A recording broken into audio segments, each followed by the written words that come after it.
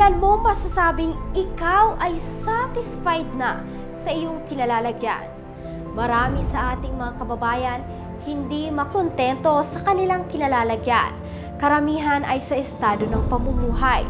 Yun bang ang lahat ay nagnanais na umangat sa buhay o makaahon sa kahirapan at makamtan ang kayamanan? Ngunit sa kaso ng isa na ngayong pastor, iba ang minimithi ng kanyang puso. Kung ano ito at kung paano niya ito natagpuan, alamin sa kanyang kwento.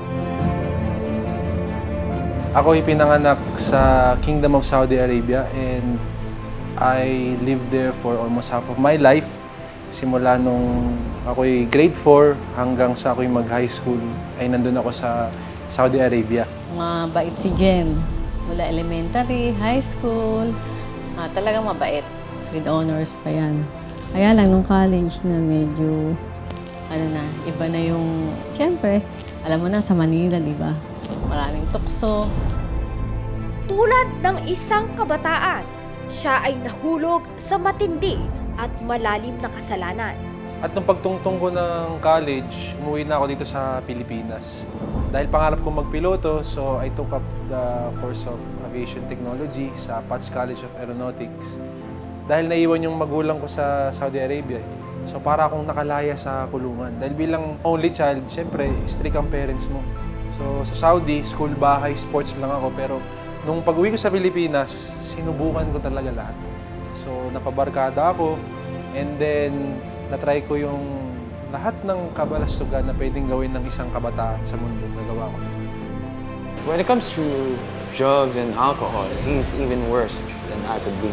Basically, aside from drugs, not just girls and drinks, did not expect to go to clubs and casinos. Nasubukan kong magmariwana at iba't ibang klaseng drugs. Pati sa pagsusugal, hindi ako nagsusugal sa perya. Pag ako nagsugal, kasama ko yung mga friends ko. Doon kami sa casino, sa Soler, sa City of Dreams. So ganun yung naging buhay ko talaga. Talagang naging spoiled talaga ako. Nabuhay siya sa luho. Talagang lahat ng gusto niya, naibibigay ng magulang niya. Basta wala siyang gusto na hindi natupad na yung mga kung ano kahit sa pera, sa lahat. So lahat ng gusto niya luho, nasusunod. Like for example, yung unang iPhone, unang iPads, yung iTouch, gitara, lahat. Ano bali ng gusto niya, makukuha niya. Masasabing ang kanyang buhay ay ika nga maswerte at wala nang hahanapin pa kung ikukumpara ng normal sa karamihan ng mga kabataan. Ngunit sa kabila ng kanyang pamumuhay sa karangyaan, pakiramdam niya ay tila ba may kulang pa rin. Nagtataka ako kung bakit ganun ang dami kong pera, nakukuha ko lahat ng gusto ko, may kulang talaga. So yun yung lahi kong hinahanap-hanap. Kaya ako nagbibisyo kasi there's something in my heart that wants to be filled. Hindi nagtagal ay nakaahon din siya sa kumunoy ng kasalanan at kamunduhan, kagaya ng ibang mga kabataan na ngayon ay nakay Kristo na. Siya ay nagdesisyong magbago. Until such time na dumating yung isang ka-schoolmate ko noon sa school ko sa Saudi Arabia, inibitahan niya ako sa isang krusada. At doon sa krusada na yon, doon ko na-encounter ang Panginoon Diyos, na-encounter ko yung kanyang pagmamahal. At nung naranasan ko siya, ay sinuko ko na yung buhay ko. Talagang instantly, binago ko ng Panginoon Diyos. Nung ako'y naglingkod na sa Lord ng totoo, tinago ko to sa aking mga magulang. Dahil sila'y miyembro ng isang relihiyon. Dahil alam ko na kapag nalaman nila, they will forsake me. At dumating yung January 2, 2016 na ako ay graduating that time. Nalaman nila na ako'y Christian. Ngunit ang kanyang desisyong magbago ay tila ba nauwi sa Kalbaryo. Dahil ang kanya sanang dapat na sandigan sa lahat ng panahon at sa lahat ng kanyang pagdadaanan ay kanyang naging matinding kalaban. Ako'y tinakwil ng aking mga magulang. Hindi ko makakalimutan yung mga sinabi nilang salita sa akin. Yung daddy ko, muntik na talaga akong mapatay sa sobrang galit niya sa akin. At sinabi niya, wala kang karapatan dito sa bahay na to dahil hindi ka na namin anak. Naranasan ko ding matulog sa kariton nung ako'y tinakwil ng aking mga magulang. Naranasan ko talagang mawalan ng pera. Nung dumating ang pagkakataon na nagalit yung daddy niya, tinakwil siya talaga. Hindi siya ayon daddy niyang pupunta siya sa bahay nila. Pag nandyan, nagdadabog yung daddy niya. Hindi yung pagmamanuhin, pag magmamano, hindi siya pinagmamano. Galit na galit yung daddy niya. Kala namin mamamatay, nag-high blood. O napasay dun sa hagdanan, yung papuntang second floor. Noon kami natakot ng ano talaga. Talagang tinakwil siya talaga. Siyempre, naawa kami. Tsaka naisip ko, meron parang gano'n nakakapagtakwil ng anak na dahil lang sa religion, di ba? Dapat noon ay tinanggap na niya kaysa naman na-involve yung anak niya sa masamang bisyo. Yun nga, pinagdaanan na pala nitong batang to. Lahat kasi kami talaga apektado nung nasira yung pamilya. Nung umula naging Christian siya, nasira talaga. Magmamano siya, hindi siya pinagmamano ng daddy niya. Talagang minsan, sinasara yung bahay. Hindi siya talaga, kahit naalok sa pagkain, pag minsan naman nandun siya. Minsan nakakapasok siya, hindi siya inaalok sa pagkain. Ngunit hindi siya natinag. Nagkaroon kasi siya ng malalim na karanasan mula sa Diyos. Dahil dito, siya ay nanindigan hanggang siya ay nagdesisyong maglingkod sa Panginoon. Hindi ako nagdalawang isip na manindigan sa Panginoong Diyos. Kasi pag naranasan mo kasi yung pagmamahal ng Diyos, wala kang choice kung hindi sumunod. Bakit? Kasi hindi mo mahanap yung ganong klaseng pagmamahal sa mundo. Bali-balita sa kanya noon na dati siyang mayaman. Talagang namuhay sa marangyang buhay at nagulat ako kung bakit nandun siya na natutulog sa church, natutulog sa karton. Lagi ko na siya nakikita. Lagi na siya nakapolo, nag-church. Pabago-bago dito ba? Nakaluhod mamaya o nakahiga. Umiiyak na. What's going on? I was like, what's going on? Tapos si Jem, what happened? Why did everything fall into the right pieces together? Tapos binibigyan siya ng bargain ng dad niya. When we say bargain, kumbaga deal. Bumalik ka, makukuha mo lahat ng gusto mo. Ito, luho, babalik sa'yo si Monty. Yung Montero niyang sobrang pinag-iayabang niya sa amin. Tapos yung mga pera, lahat, condo, lahat babalik, phones. Sinabi niya sa akin, he has to endure everything. Gagraduate na siya, tinanggihan niya yung parents niya para sa mga ganun. Kasi sabi niya, God, kung ano mga decision niya for me, I'll follow. So tumanggi siya sa lahat. Sa kanyang paglilingkod sa Diyos, ay hindi ito naging madali. Yung mga fellow leaders dun sa dating fellowship, dumating yung point na pinapersecute nila ako. Kasi nga, ako bilang pastor, gusto ko mag full-time. Gaya nung sa Bible. Sila, pag pastor, kailangan mo magtrabaho. Hindi pwedeng wala kang trabaho. Yun yung mga pastor sa dating fellowship na inaaniban ko. John was persecuted before kasi he's going against the church leaders itself. It was very drastic. Yung napakabiglaan na, napakabongga ba? Ganun kabilis. We're like, how did that happen? Napakalaki ng changes agad in just a short span of time.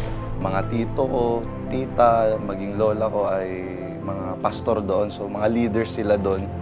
At yung mga ibang mga kamag-anak namin sa pagkainan, ang topic nila noon, si Pastor Jan.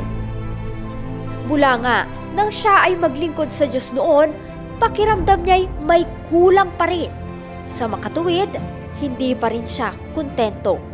Ano nga ba ito? At paano nga ba niya natagpuan ang kanyang hinahanap? Simula nung nakakilala ko sa Lord, nakatungtong ako sa ministry na yun, nag-desire na ako. I want something more. Sabi ko, Panginoong Diyos, bakit ganon? Sa ibang bansa, merong Morris Cerulo. Sa ibang bansa, may Catherine Coleman. Sa ibang bansa, merong iba't ibang klaseng man of God na talagang sikat at very mighty. Paano kami mga Pilipino? Kailangan pa ba namin pumunta sa ibang bansa para kami makaranas ng mga supernatural na mga bagay? So, yun yung naging desire ko sa Panginoong Diyos. So, meron akong hinahawakan na Bible study sa Espanya. Puro sila kabataan. Ngayon, may pumasok na mga woman of God na mga kabataan na galing sa This Hour Shield.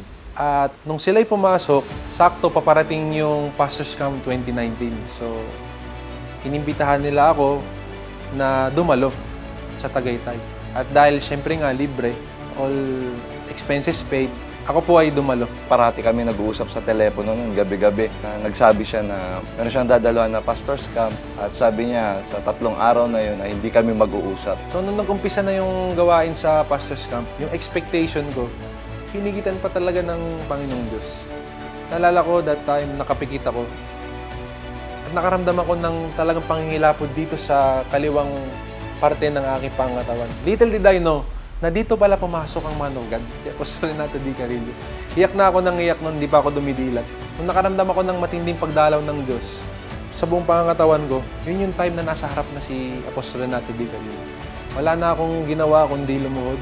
Isa lang ang naintindihan ko, that was the greatest encounter of God in my life that I have experienced. For the first time, simula nung araw na yon, na-inlove na talaga ako sa turo ng man of God. Nasa vegan ako noon at nung nagkausap kami sa telepono, kunento niya yung mga nangyari sa pastor's camp at bawat kwento niya na naganap doon, kinikilabutan ako at naniniwala ako na may nangyari sa kanya doon. At simula noon, yung kinikwento niya na tinatawag niyang tatay, which is si Apostle Renato D. Carillo, nagkaroon din ako ng desire na makilala at makadalo sa Jesus Our Shield Worldwide Ministry. So dahil nga na-inlove tayo sa turo ng man of God, yung pastor's camp, hindi siya yung huling gawain na inattendan ko.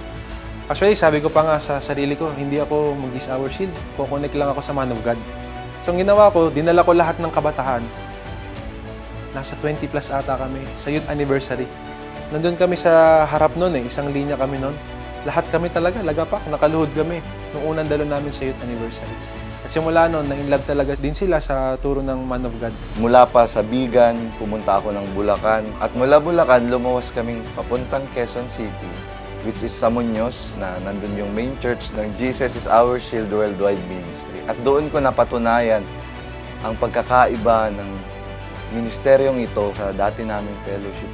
Sa wakas, nahanap niya na ang totoong magpupuno sa kanyang puso at dito na siya nagtuloy-tuloy sa kanyang tawag sa Diyos. So nung sinurrender ko yung banner namin sa Jesus Our Shield, nagsimula ulit ako bilang isang full-time. Kumbaga, I started from the beginning. Hindi ako nalungkot na pastor ako dati, tapos ngayon bumalik ako sa pag-full-time. Kasi ang after ko is yung perfect will ng Lord. Kasi iba yung pagpapastor ko dun sa dating fellowship at ibang-iba talaga dito sa Jesus Our Shield. Dahil dito sa Jesus Our Shield, talagang mabubuhay ka sa salita ng Diyos. Kailangan mo talagang mabuhay sa pananampalataya at hindi ka lang dapat mabuhay na puno ng kaalaman sa Panginoong Diyos, dapat puno ka rin ng karanasan. And I have to go through that phase para magkaroon ako ng maraming karanasan. Dahil walang pastor sa Jesus Our Shield na walang karanasan. At walang pastor sa Jesus Our Shield na walang pananampalataya. Yun ang pagkakaiba nung pagpapastor sa dating fellowship na kinaaniban ko. Kaya tuwang-tuwa ako nung nagsimula ako sa umpisa dahil alam ko marami akong matututunan. And true enough, I was really thankful na hindi agad ako naging pastor sa Jesus Our Shield. Nagsimula ako sa paglilingkod sa Jesus Our Shield sa pamamagitan ng paglilinis ng mga basurahan. Talagang hinambol ako ng Panginoong Diyos. Puso ko ay talagang tuwang-tuwa dahil alam ko na ito yung will ng Lord. At alam ko dito ako makakapag-ipon ng karanasan. Hanggang sa unti-unti tayong prinomote ng Lord, naging leader ako sa main church. At after 1.5 years, ay dinala na tayo ng Panginoong Diyos sa pamamagitan ng Man of God sa bayan ng San Jose del Monte, Bulacan. Wala nang ang sasaya pa kapag ang iyong matagal nang minimithi at pinanalangin ay iyong makakamtan at matatagpuan. I'm really thankful na nakilala ko ang Panginoong Jesucristo sa pamamagitan ng this hour shield. At dito ko nasabi na hindi imposible na bilang isang kabataan ay gamitin ka ng Panginoong Diyos at gawin kang katulad at kawangis niya. Hindi rin imposible bilang isang kabataan na mabuhay ng banal. Dito ko rin napatunayan na really God has no partiality. Wala siyang pinipiling na edad.